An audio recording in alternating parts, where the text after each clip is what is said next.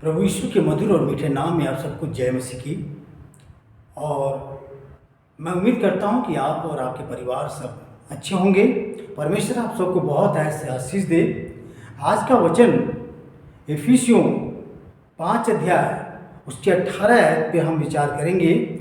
और यहाँ इस प्रकार से लिखा हुआ है, और दाखरस से मतवाले न बनो, क्योंकि इससे लुचपन होता है, पर आत्मा से परिपूर्ण होते जाओ। इसका मतलब है कि पवित्र आत्मा हमारी भलाई चाहता है, इसलिए वो हमें दाखरस से बचाता है ताकि हम मतवाले ना हों और हमारा जो शरीर है वो किसी प्रकार से नष्ट न होने पाए। आज दुनिया में लोग पी करके मतवाले हो रहे हैं। इस परमेश्वर के मंदिर को लोग नाश कर रहे हैं। वो ये नहीं जानते हैं कि इसके लिए प्रभु यीशु मसीह ने अपना लहू बहाया है, शैतान से खरीदा हुआ है, और उसके लहू का कीमत लोग नहीं समझते हैं।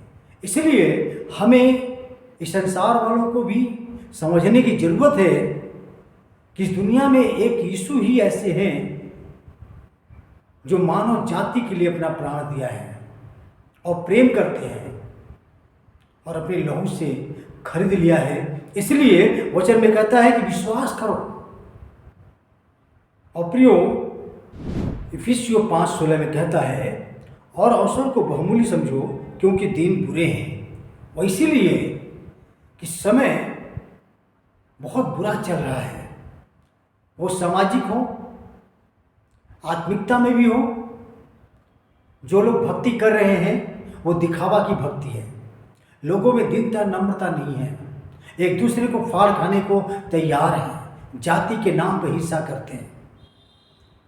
इसलिए प्रियो, हमारी भक्ति उसको भाने योग्य होनी चाहिए, जहाँ दीनता नम्रता एक दूसरे का आदर करने वाली होनी चाहिए। संसार में आप देख रहे हैं कि किस प्रकार की राजनीति चल रही है, और संसार में जहाँ शिक्षा का अवसर अधिक होना चाहिए, हर एक को शिक्षित अधिक करना चाहिए, वहाँ शिक्षा का मंदिर बंद कर दिया जाता है। लेकिन शराब के ठेके और अधिक खोल दिए जाते हैं कि लोग पी करके मतवाले हों, और शैतान यही चाहता है। इसलिए जो अवसर आपके जीवन में मिलता है, प्रतिदिन एक नया जीवन मिलता है, उसको बहुमूल्य समझना है। और परमेश्वर इसलिए कहता है कि उसका आत्मा कहता है, पी कर मतवाले न बनो, बल्कि उसकी आत्मा में क्या करो, तुम प्रतिदिन बढ़ते जाओ।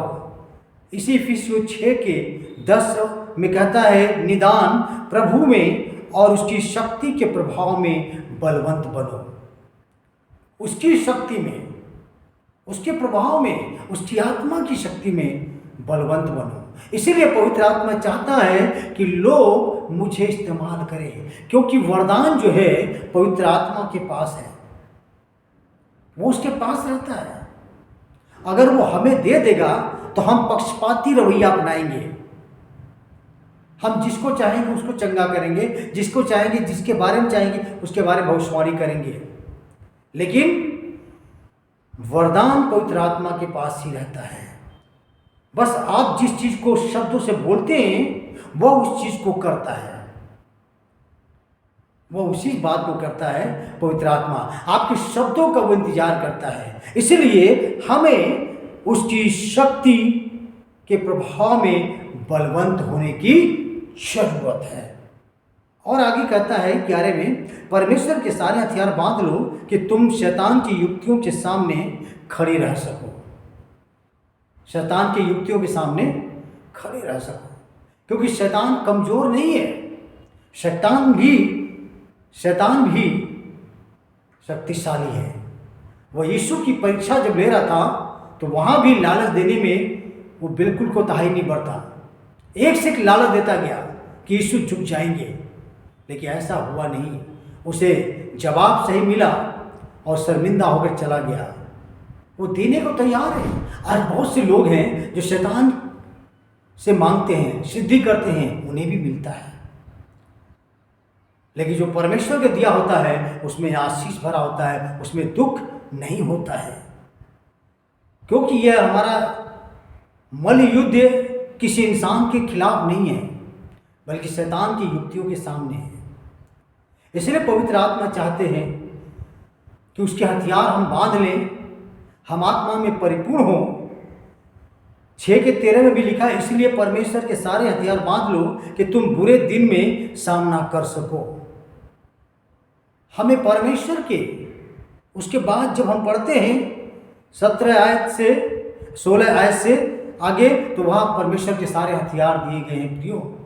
और परमेश्वर चाहता है कि हम आत्मा में परिपूर्ण हो जाएं, ताकि शैतान की तमाम बुरी युक्तियों का सामना कर सके। लेकिन हम परिपूर्ण होंगे कैसे?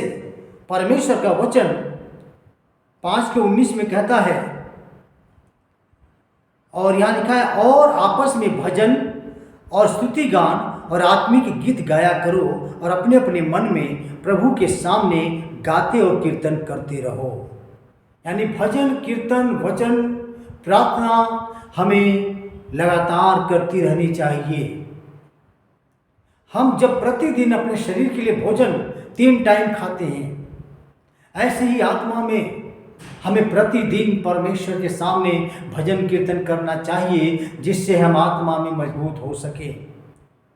यही बात कुलुस्सियों 3:16 में भी लिखी है कि परमेश्वर में पढ़ते जाओ, परमेश्वर की महिमा करो, क्योंकि आगे लिखता है, और सदा सब बातों के लिए हमारे प्रभु यीशु मसीह के नाम से परमेश्वर पिता का धन्यवाद करते रहो और मसीह के भय से एक दूसरे के अधीन रहो। हमारी परिपूर्णता, हमारी शक्ति इन वचनों के द्वारा है, वचनों का पालन करने के द्वारा है। परमेश्वर हमें चाहता है कि हम शक्तिशाली बने, लेकिन कौन हमारा सहायक बन के आया है? वह है पवित्र आत्मा। इसलिए संसार के शारीरिक बातों में ध्यान ना दे संसार में, बल्कि संसार में चलते हुए, बढ़ते हुए हमें आत्मिकता में बढ़ने की जरूरत है।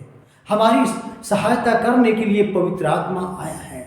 उसके पास 7 वरदान हैं, 9 फल हैं, इसलिए हमें उसके इन वरदानों को इस्तेमाल करना चाहिए।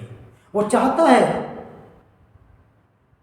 हमारी भलाई हो, मनुष्यों की भलाई हो, और परमेश्वर का आत्मा इसीलिए आया है कि हम संसार में जब यीशु के पास आए हैं, यीशु के चरणों में बैठते हैं, तो हम भलाई को देखने पाएं। पवित्र आत्मा हमारी भलाई चाहता है, इसलिए हम पीकर मतवाले ना हो, बल्कि परमेश्वर के सारे हथियार बांध लें। और बांधने का तरीका यही है कि हम भजन कीर्तन और उसके भय में हम आगे बढ़ते जाएं प्रतिदिन के जीवन में। ये नहीं कि 1 हफ्ते के बाद कर रहे हैं, 1 महीने के बाद कर रहे हैं, 2 महीने के बाद कर रहे हैं, ऐसे आत्मिकता में आप नहीं बढ़ पाएंगे। इसलिए प्रतिदिन के जीवन में भजन कीर्तन करते हुए हम आगे बढ़ते जाएं। परमेश्वर का आत्मा यही चाहता है कि हम जब प्रभु के पास आए हैं तो हमारी भलाई हो। प्रभु इस वचन द्वारा हम सबको बहुत ऐसे आशीष दे।